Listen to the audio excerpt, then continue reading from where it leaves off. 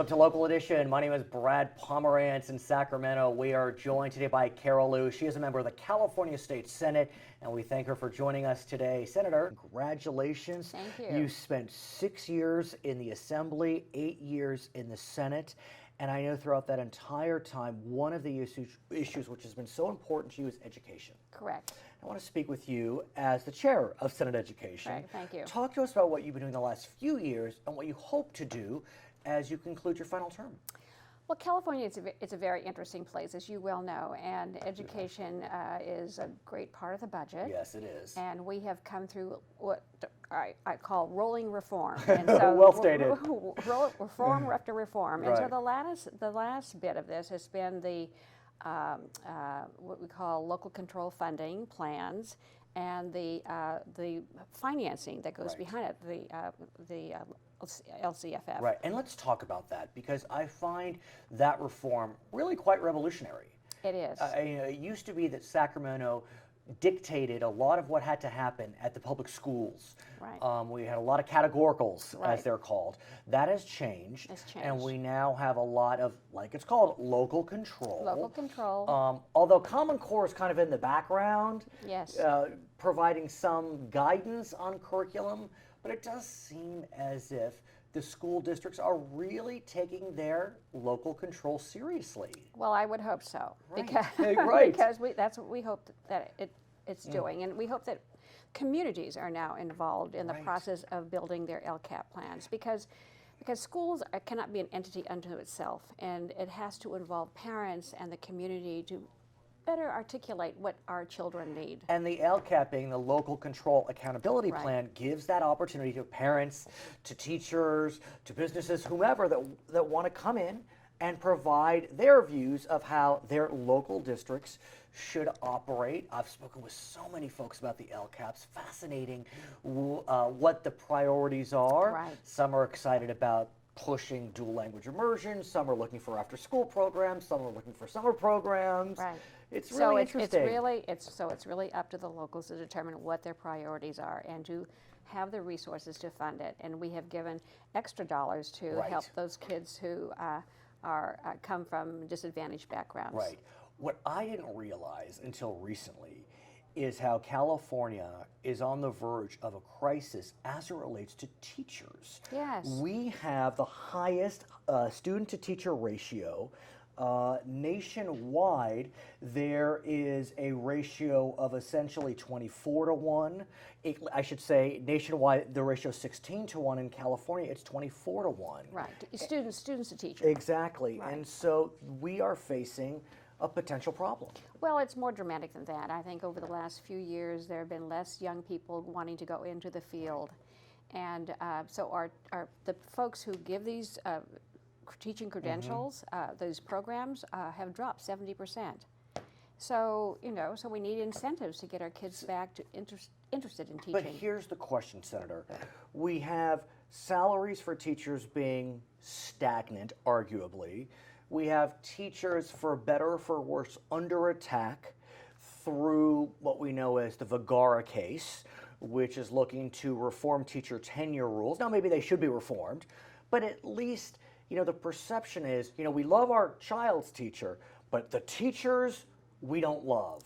Am I seeing it correctly? I think so. That's a public perception about what's going on, and teachers have, the profession has really taken a beating over the last I would say 10 years, 15 years, and it's slowly evolved to a point where folks, young people, just don't see it as a profession that they want to get into. And now I know that there are several bills that are pending Right. that relate to this teacher shortage. Senator Pavley has a bill dealing with loan forgiveness. Senator Allen has a bill dealing with teacher residency programs. You have a bill, I understand, trying to establish kind of a one-stop shop. Right. We used to have that until we used to have a pit stop for Right. a place where people could to go to find out where their jobs, find out whether or not you want to become a teacher. I mean, all this kind of resource information center, and those centers closed up with the recession. I see. So where do we go from here? Because the numbers don't lie. It doesn't matter what you think of teachers, Right. whether you think they should be paid more or less, whether you think tenure rules should change.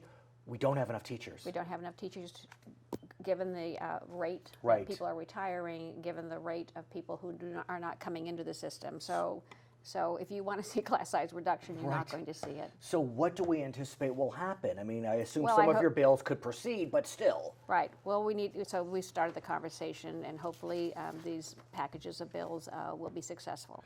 I want to talk about another crisis facing our state. I know it's interesting because many feel as if that the economy has turned around nicely, especially the education economy. We have more Right. funding as it relates to education. But we are seeing the number of homeless in our state skyrocket. Yes. And in fact, Los Angeles County, in which you represent significant portions, is now the homeless capital of America. It's not Yes. New York, it's not Miami, it's not Chicago, it's Los Angeles. And even in, I'll call it more well-heeled areas, we are seeing homeless encampments pop up. It's a real dilemma. It's very difficult. It's very complicated, and yet, this is not new. It's been around for several years, many years, and it's exacerbated by the recession.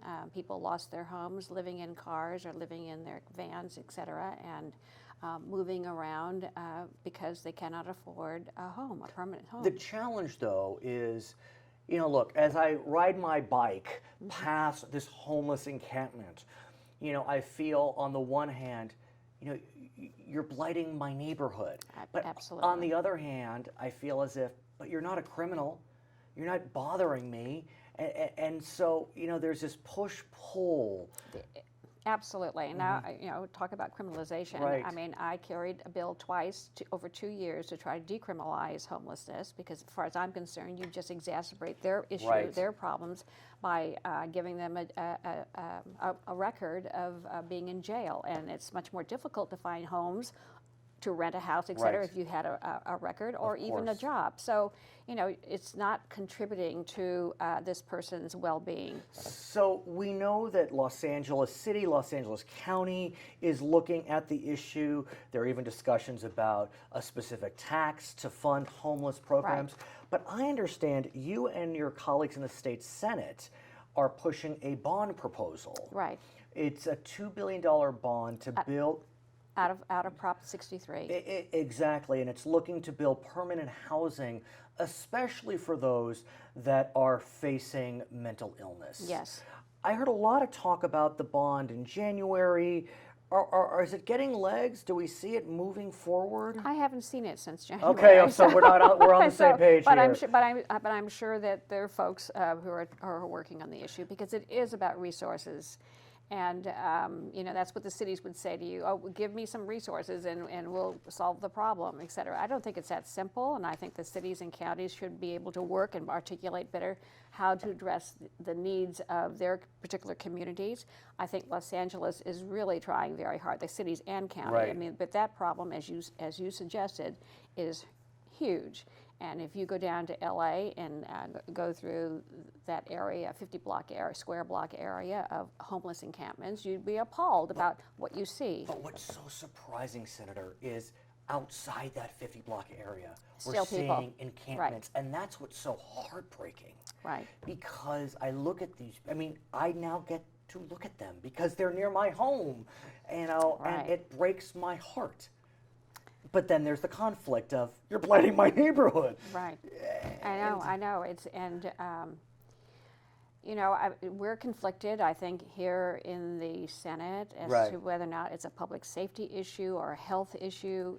Whose issue is it? And is it state? Is it local? Right. And I think Holly Mitchell has a bill this year. Senator Holly Mitchell, of has course. a bill to build. My senator, Yeah, my area. To build a consortium of folks to sit around the table and try to. Her name is Carol Liu. She is a member of the California State Senate. My name is Brad Pomerance. In Sacramento, this is Local Edition.